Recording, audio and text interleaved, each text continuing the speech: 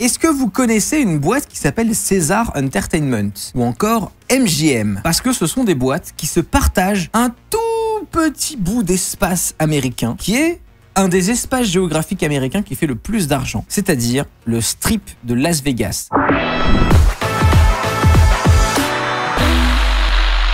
L'artère principale de Las Vegas, sur laquelle on peut retrouver la grande majorité des grands casinos de Las Vegas et ils se sont fait pirater récemment. On va voir un peu ce qui s'est passé. Et là on a une dame qui nous fait la météo sur CBS, vous en serez ravis. Alors, ouais, le Bellagio, tout ça, exactement. Caesar Entertainment affirme que des pirates ont volé les données de ses clients alors que MGM se remet d'une cyberattaque. Des pirates informatiques ont volé les numéros de sécurité sociale et les numéros de permis de conduire d'un nombre important de clients du programme de fidélité de Caesar Entertainment, a déclaré jeudi le géant de l'hôtellerie et des casinos. Alors, petite vulgarisation pour les gens qui ne sont pas forcément au fait de tout comment ça se passe aux États-Unis. Vous vous dites pourquoi est-ce qu'ils ont des numéros de permis de conduire? En fait, aux États-Unis, il n'existe pas de carte d'identité. Ton permis de conduire est ta carte d'identité. Donc c'est pour ça qu'un casino qui vérifie la majorité des gens qui passent du temps là-bas ont tout un tas de permis de conduire de clients on file. C'est pour ça.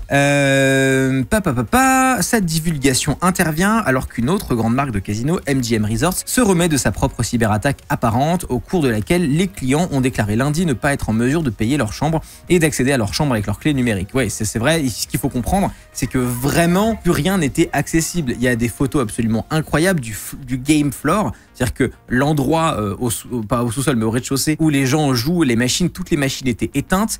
Faut savoir aussi que les casinos à Las Vegas, c'est pas seulement des casinos, c'est ce qu'on appelle des resorts, dans le sens où il y a le casino au premier étage, mais il y a aussi des piscines, des salles de sport, des cinémas, des boîtes de nuit, des restaurants, des boutiques, des hôtels par-dessus aussi. Chaque grand casino est aussi un hôtel. Donc il y a tout un tas d'endroits comme ça qui sont en fait un casino entre guillemets parce qu'ils sont connus pour ça, mais c'est pas que ça. Donc quand tu arrives à éteindre complètement tout ce qui se passe là-bas, l'activité économique que tu éteins est absolument énorme. C'est pas seulement un casino. Et pour vous dire à quel point c'est un truc qui est gigantesque, c'est que dès qu'il y a un événement professionnel à Las Vegas, parce que beaucoup d'événements pro se passent à Las Vegas, notamment le CES et le NAB, qui sont deux salons pro que je faisais avant, tout le monde en général est à l'hôtel dans ces endroits-là. La dernière fois que j'y suis allé, moi j'étais au Bellagio, c'était absolument magnifique. D'ailleurs, c'était assez rigolo. Faut le faire une fois, quoi, tu vois. Et donc, MGM Resort possède et exploite The Borgata à Atlantic City et Caesar possède un emplacement sur Pacific Avenue dans le centre de jeu de Jersey Shore. La salle de jeu de Bogota est de nouveau ouverte, mais certains événements, dont un tirage au sort de 1,4 million de dollars, sont reportés. Donc évidemment, ils mettent tout de côté. Ces deux piratages ont mis en lumière les défenses informatiques du secteur de casino et de l'hôtellerie multimilliardaire de Las Vegas, qui sont des cibles idéales pour les cybercriminels. Alors, avant de passer sur pourquoi et comment, est-ce que vous savez surtout comment c'est arrivé? Avant de passer aux résultats, pardon. Parce que maintenant, on sait comment c'est arrivé et la troisième va vous surprendre, j'ai envie de dire. Je vous laisse mettre vos théories de chat parce que vraiment, c'est à mourir de rire. Comment est-ce que ces grands casinos ont été exploités et ont payé une rançon? Comment ils ont été piratés? Ce n'est pas une clé USB, ce n'est pas un mot de passe sur un post-it. C'est du social engineering, exactement. Qu'est-ce qui s'est passé? Les pirates sont allés sur LinkedIn et ils ont trouvé les noms de personnes haut placées qui travaillaient dans ces casinos. Ils ont appelé le service informatique du casino et ils ont dit littéralement, attendez, je fais la scène. Bonjour, c'est Michel. J'ai oublié mon mot de passe car je suis bien étourdi. Peux-tu réinitialiser mon mot de passe? Et derrière, la personne au centre d'appel de l'autre côté était comme ça. Oui, bien sûr, tout à fait, je le fais sur le chien. Avec l'accent du Sud, bien sûr. Voilà, des millions de dollars dépensés dans la sécurité informatique et ils se sont fait péter par un simple appel au support complètement éreinté au sol. C'est terrible, ce sont des choses qui arrivent, mais c'est quand même terrible de voir que l'accent américain fait à la perfection. Merci beaucoup à toi. C'est les fameux Toulousains de Las Vegas, exactement. Mais c'est assez impressionnant de voir qu'on peut encore se faire avoir avec tout ça. Et donc, je vous la fais courte sans vous remettre toute la fin de l'article et tout parce que j'ai lu l'histoire. Qu'est-ce qui s'est passé? Eh ben, il y a un des casinos qui a accepté de payer une rançon de 14 millions de dollars pour reprendre leur activité et ils recrutent actuellement activement du personnel pour se mettre au niveau en matière de sécurité. Et en fait, il y a énormément de choses que j'ai envie de dire autour de ça, et ça me permet de parler de sécurité informatique. Et en fait, moi je suis pas un professionnel de la sécurité informatique, juste c'est un sujet qui m'intéresse, mais qui m'intéresse avec beaucoup d'humilité. Et ça nous montre cet exemple qu'il faut avoir énormément d'humilité sur ces sujets-là. Pourquoi? Parce que tu peux recruter les plus grands experts de terre, tu peux dépenser des millions de dollars dans la sécurité informatique, ça ne servira à rien si les trucs les plus basiques fonctionnent encore. Et ça montre aussi un autre truc, exactement ici et pas ailleurs, dans le chat de Kik, qui dit il suffit d'une fois déjà. Et surtout, il faut être vraiment très très humble dans la sécurité informatique. Parce que tout le monde peut se faire avoir. Tout le monde peut se faire avoir de la manière la plus conne possible, avec le truc le plus, vraiment le truc le plus crétin qui bypass toute ta sécurité. C'est l'équivalent d'avoir une porte de coffre-fort sur la maison dans laquelle tu habites et d'enlever complètement tout le mur arrière de la maison, par exemple. Et par exemple, moi, je fais hyper gaffe à la sécurité, c'est un sujet qui m'intéresse. Voilà, j'essaye d'avoir j'ai des mots de passe uniques dans un gestionnaire de mots de passe, de la double authentification, du machin, nan. Mais en même temps, je me dis, même moi, je peux totalement me faire pirater, me faire ouvrir en deux du jour au lendemain parce que je suis pas omniscient, parce que tu peux toujours oublier un truc, parce que nanana. Et en fait, finalement, ça amène à penser la sécurité informatique via une approche par le risque que je trouve assez intéressante, qui est de dire ça ne sert à rien de faire le plus grand cadenas du monde s'il est fait en papier. Et c'est hyper intéressant de réfléchir comme ça, parce que tu te dis finalement, est-ce que je dois pas plus former les équipes? Est-ce que je dois pas plus faire de la sécurité parfois par l'obscurité, mais pas tellement?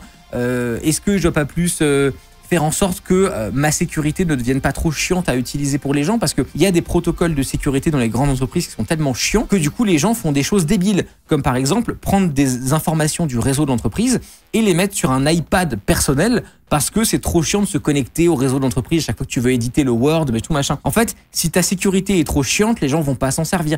Il y a tout un tas de trucs comme ça, et toujours investir beaucoup d'argent et acheter des grands systèmes de sécurité informatique et tout, c'est pas forcément toujours la bonne réponse, parce que tu en arrives à ces problèmes-là. Voilà, c'était mon sujet, et maintenant j'aimerais lire le chat et lire votre avis là-dessus, exactement ce que vous en pensez. C'est même pas que tu peux toujours oublier un truc, c'est que tu vas oublier un truc. C'est vrai, c'est vrai. Je travaille au helpdesk d'une grande boîte française et ce genre de choses est inadmissible. Il doit y avoir des process qui servent de garde-fou. Bah oui, l'idée de faire des process de garde-fou, c'est plutôt pas mal. Tu utilises des sécurités innovantes et ou non conventionnelles en développement grâce à tes connaissances? Oui, et vous comprendrez que je n'en parle pas. Mais oui, j'ai des trucs de sécurité un peu spé. Moi, j'ai une anecdote de sécurité absolument incroyable. Je travaillais pour une boîte. Est-ce que c'est une maison de luxe? Je sais pas si c'est une maison de luxe, mais c'est une boîte de vêtements qui coûte cher. Quand j'étais très jeune, j'étais junior au service informatique de cette société. Pendant pas longtemps, j'ai travaillé 6 mois là-bas. Et il se trouve que la fameuse caisse, il y a des gens qui connaissent cette histoire parce que je l'ai déjà raconté. Et il se trouve que cette société utilise un logiciel de gestion des caisses et de la vente en magasin. Il s'appelle Cegid. Et moi, je devais faire de la maintenance de tout un truc de logiciels clients qui faisait tourner des caisses pour cette grande boutique de magasins que vous connaissez tous. Et il se trouve qu'il y avait un mot de passe admin qui permettait de rentrer dans le back-end, donc l'interface administrateur, et de modifier des trucs quand tu as besoin de rajouter des trucs, rajouter un moyen de paiement, retirer le lecteur de chèque parce que celui de la boutique il marche pas et puis en réintégrer un autre. T'allais dans l'admin, t'enlevais le lecteur de chèque, tu mettais le nouveau et puis basta. Le mot de passe administrateur pour toutes les caisses de tous les magasins dans le monde de cette grande marque de fringues est toujours le même depuis le début de la création de cette marque, n'a pas changé et est un mot de passe hyper simple en rapport avec la culture de la boîte. Et à date, encore aujourd'hui, je suis en capacité de m'introduire dans le système de cette grande société. Que je n'ai évidemment jamais fait, ça ne sert à rien voilà, je ne le ferai jamais, mais parce qu'ils n'ont jamais changé ce mot de passe et qu'ils s'en branlent. Et ça veut dire que je peux retirer des objets du stock, changer des prix, je peux faire ce que je veux. C'était il y a 10 ans. Il y a 10 ans, ça faisait déjà 10 ans. C'est aberrant de voir à quel point il y en a qui s'en battent les couilles. Si c'est pas justement un honeypot. Alors pour ceux qui connaissent pas, un honeypot, c'est quand tu laisses un truc pas sécurisé exprès pour attirer les hackers et les piéger. Mais là, je sais que ce n'est pas un honeypot puisque j'étais employé, donc je sais très bien que c'est le vrai système. Bonjour, nous sommes McDonald's et notre mot de passe admin de tous nos systèmes est frites. C'est de ce niveau-là. C'est pas cette marque, c'est pas ce mot de passe, mais c'est de ce niveau-là. Comment tu sais si c'est toujours le même? Est-ce que tu vas vérifier? Non, je ne vais pas vérifier parce que ce serait illégal pour moi d'aller vérifier, mais quand t'as travaillé quelque part, peut-être que tu gardes le contact avec des gens éventuellement. Je sais pas, je vous donne des théories. dire. Mais justement, peut-être qu'ils considèrent aussi ça sous la forme d'un risque mineur pour leur part. Bah, c'est ce que j'ai fini par me dire, mais ça peut leur coûter cher quand même. Hein. En fait, je vais vous dire, cette histoire m'a fait tellement rire que je me suis dit, en fait, je pense que je vais les recontacter par email en mode, je suis un consultant sécurité informatique et je vais leur facturer 500 000 euros, un truc pour sécuriser leur caisse, et je vais juste mettre un meilleur système de mot de passe, c'est tout. Ma mission durera exactement 2 heures. En vrai, ils en auront pour leur argent, hein. Mais ma mission durera 2 heures.